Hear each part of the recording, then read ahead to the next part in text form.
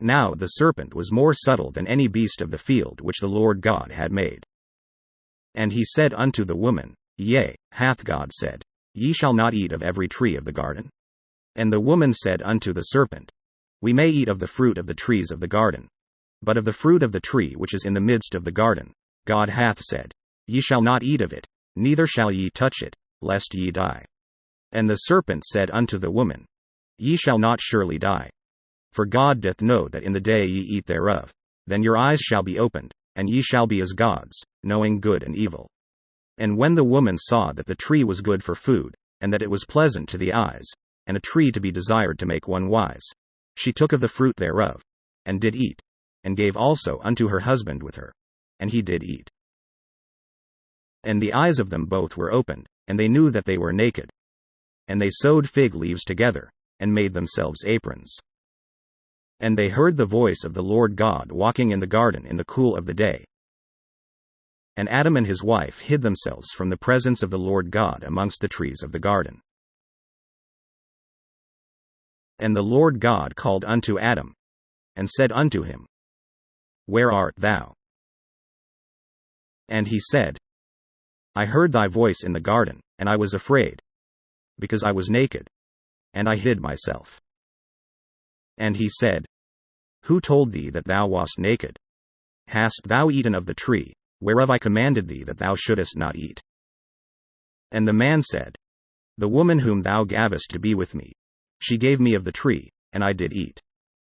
And the Lord God said unto the woman, What is this that thou hast done? And the woman said, The serpent beguiled me, and I did eat. And the Lord God said unto the serpent, Because thou hast done this, thou art cursed above all cattle, and above every beast of the field. Upon thy belly shalt thou go, and dust shalt thou eat all the days of thy life. And I will put enmity between thee and the woman, and between thy seed and her seed. It shall bruise thy head, and thou shalt bruise his heel. Unto the woman he said, I will greatly multiply thy sorrow and thy conception. In sorrow thou shalt bring forth children, and thy desire shall be to thy husband, and he shall rule over thee.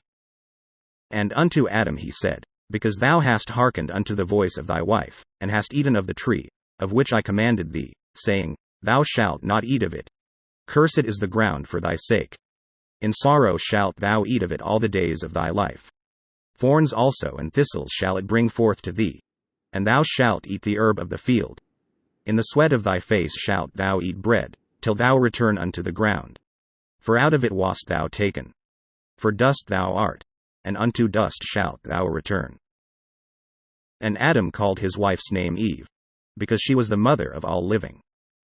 Unto Adam also and to his wife did the Lord God make coats of skins, and clothed them. And the Lord God said, Behold, the man is become as one of us, to know good and evil. And now, lest he put forth his hand, and take also of the tree of life, and eat, and live forever. Therefore the Lord God sent him forth from the Garden of Eden, to till the ground from whence he was taken.